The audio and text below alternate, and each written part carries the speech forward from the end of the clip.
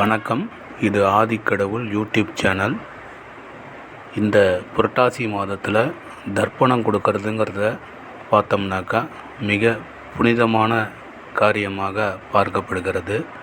நமது பித்ருக்களுக்கும் முன்னோர்களுக்கும் புரட்டாசியில் அமாவாசை அன்று தர்ப்பணம் கொடுப்பது மிக மிக நமது குடும்பத்தின் வளர்ச்சிக்கு உகந்ததாக இருக்கும். பொதுவாகவே நீர்நிலைகளில் நின்றுதான் முறைப்படி தர்ப்பணம் கொடுக்க வேண்டும். ஆனால் மாறி வந்த கால நிலைகளின் காரணமாக இன்று நாம் எல்லோரும் எல்லா இடத்திலும் நீர்நிலைகளில் நின்று தர்ப்பணம் கொடுக்க இயலாது. பித்ரு தேவர்கள் தேவகன்னிகைக்கு பித்ரு சாபத்தை நீக்குவதற்கு பூமியும் அல்லாத ஆகாயமும் அல்லாத இடத்தில் நின்று தவம் செய்தால் அந்த பாவ விமோசனத்தை தருவதாக கூறினர். அதற்காக அவர் நீர்நிலைகளிலே நின்று தவம் பெற்று பித்ருக்கள் சாபம் நீங்கும் வரத்தை பெற்றார். ஆகவே நீர்நிலைகளில் நின்று பித்ருக்களுக்கு தர்ப்பணம் கொடுப்பதுதான் முறையானது. தற்போது உள்ள நிலையில் நீர்நிலைகள் எல்லா இடத்திலேயும் அமைவதில்லை.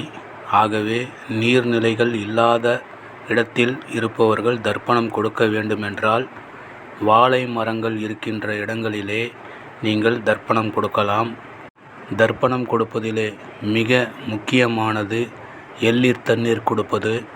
அந்த எள்ளு என்பது மகாவிஷ்ணுவின் வேர்வை துளி என புராணங்கள் நமக்கு தெரிவிக்கின்றன.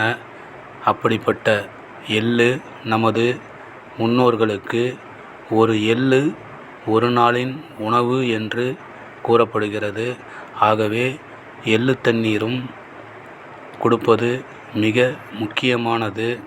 நீங்கள் ஐயரை வைத்து தர்ப்பணம் செய்வதாக இருந்தால் அந்த தர்ப்பணம் செய்யக்கூடிய நிலையில் இருக்கும் அந்த ஐயருக்கு நாம் பச்சரிசி, வெல்லம், சிறிதளவு பருப்பு, காய்கறிகளை தானமாக கொடுக்க வேண்டும். இந்த தர்ப்பணம் கொடுப்பதிலே இன்னும் ஒருபடி உயர்வானது தர்பை புல். ஆம், நுனி இருக்கின்ற தர்பை புல்லிலே பவித்திரம் என்னும் மோதிரத்தை அணிந்து கொண்டு எள்ளு தண்ணீர் கொடுப்பது தான் முறையானது. அதேபோல திதி என்பது வேறு, தர்ப்பணம் என்பது வேறு. தர்ப்பணம் என்பது நாம் ஆண்டுக்கு ஒரு முறையே அவர்களுக்கு தை அமாவாசையிலே அல்லது இந்த புரட்டாசி அமாவாசையிலேயே கொடுப்பதாகும். திதி கொடுப்பது என்பது அவர்கள் மறைந்த பொழுது எந்த திதியில் அவர்கள் மறைந்தார்களோ அந்த திதியில் அவர்களுக்கு நாம் நினைவு கூறுவது. ஆக தர்ப்பணம் வேறு, திதி என்பது வேறு. ஆக நாம் தர்ப்பணம் கொடுக்கின்ற பொழுது ஐயர் இல்லையே என்று நீங்கள் கவலைப்பட வேண்டிய அவசியமில்லை. நீர்நிலைகளில் நின்று எள்ளை சிறிது கையிலே அள்ளிக்கொண்டு அதை நீர்நிலைகளிலே எள்ளு தண்ணீர் விடுவதும் நமது முன்னோர்களை நிச்சயம் போய் சேரும். எள்ளு என்பது அவர்களது உணவு என்பதால் ஒரு கைப்பிடி எள்ளை எடுத்து நாம் தர்ப்பணம் கொடுக்கின்ற பொழுது ஒரு வருடத்திற்கான தேவையான அத்தனை உணவுகளும் அவர்களுக்கு கிடைக்கும் என்று நம்பப்படுகிறது. அப்படி நீர்நிலைகள் இல்லாவிட்டாலும் பரவாயில்லை.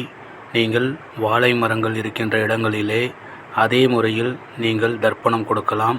தர்ப்பணம் கொடுக்கின்ற பொழுது உங்கள் முன்னோர்களை நினைத்து நாங்கள் தெரிந்தும் தெரியாமலும் அறிந்தும் அறியாமலும் நாங்கள் ஏதாவது தவறு எனும் இழைத்திருந்தால் அவற்றையெல்லாம் மன்னித்து எங்களை நீங்கள் ஆசீர்வதிக்க வேண்டும் என்று வேண்டிக்கொண்டு தர்ப்பணத்தை கொடுத்துவிட்டு வீட்டிலே வந்து அவர்களது திருவுருவப்படத்தை வைத்து அவர்களுக்கு படையலிட்டு நீங்கள் வணங்குங்கள். காக்கை இல்லை என்று கவலைப்பட வேண்டாம். காக்கை வரவில்லை என்றாலும் பரவாயில்லை. அருகிலே இருக்கின்ற பசுமாட்டிற்கு அந்த உணவை கொடுங்கள். ஆக தர்ப்பணம் கொடுப்பது என்பதை எந்த காரணத்திற்கொண்டும் தவற விடாதீர்கள். முன்னோர்களின் பெயரை சொல்லி தர்ப்பணம் கொடுப்பது என்பது நமது குல விருத்திக்கு மிக இன்றியமையாதாகும்.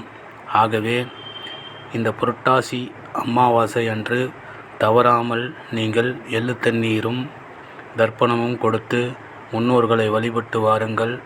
நன்றி, வணக்கம்.